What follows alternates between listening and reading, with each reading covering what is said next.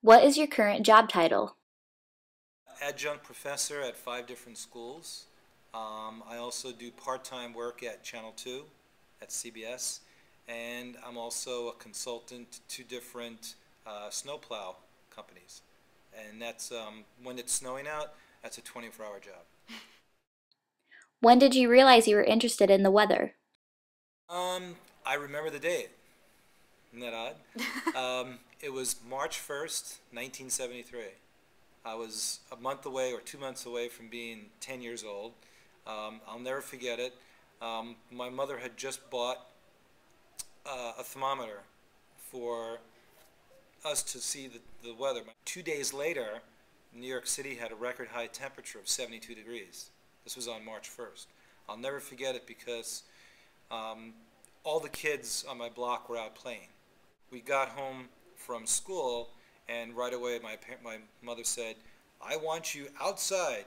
I don't want you in the house on this nice day." She was always like that. And next thing you know, we're all outside riding our bikes.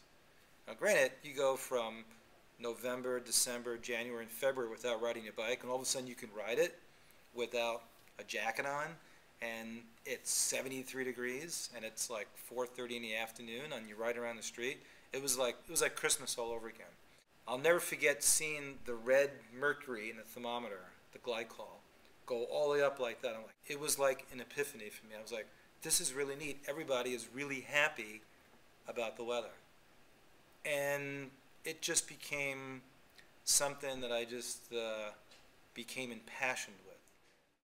Why do you teach weather and climatology? Yeah, people say, my God, you never stop talking about the weather. I love the weather. And that's why I love to teach it. Because the more you teach it, the more you learn it.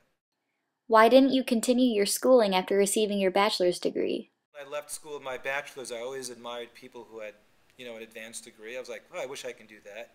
But I just wanted to get out of school. I was like, I need to get out of here. I want to see the world. I wanted to travel. I wanted to make some money. So I thought to myself, now is pretty much a good time to do that. I was fortunate enough that when I got out of school, University of Wisconsin, I was hired by United Airlines. And you realize when you start to work for an international airline and you start to be put in front of situations that are real world situations, you said to yourself, I didn't learn this in school. So 4 years of college was one thing, but working for the airlines for 11 years, it was like 11 years of graduate school. You're currently going back to get your master's. Why the change of heart? When I lost my job at Fox a couple of years ago, um, it was kind of a wake-up call. Um, you realize that at a certain point, unless you got it really, really good, um, there's going to be less and less of a chance to remain in a really good job for a long period of time in TV. And local news, I think, is a dying industry. Everything's going more web-based, and I know that I don't want to do TV for my entire life.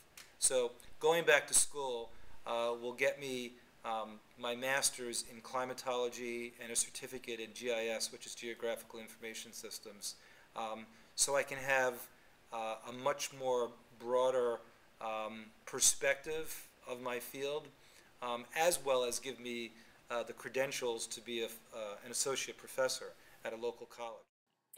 You do not have a degree in education. Do you still think you're qualified to teach? I think I'm a pretty good teacher. Um, but again, I feel that people who teach and went to school and got a degree in education, they're much more knowledgeable about the field of education than I am. They understand it more because they were basically trained in it. I know meteorology and I know it well, and I can connect with students at that level. I don't like to call myself a professor or a teacher. I like to call myself an instructor or a lecturer. What do you see for yourself in the future?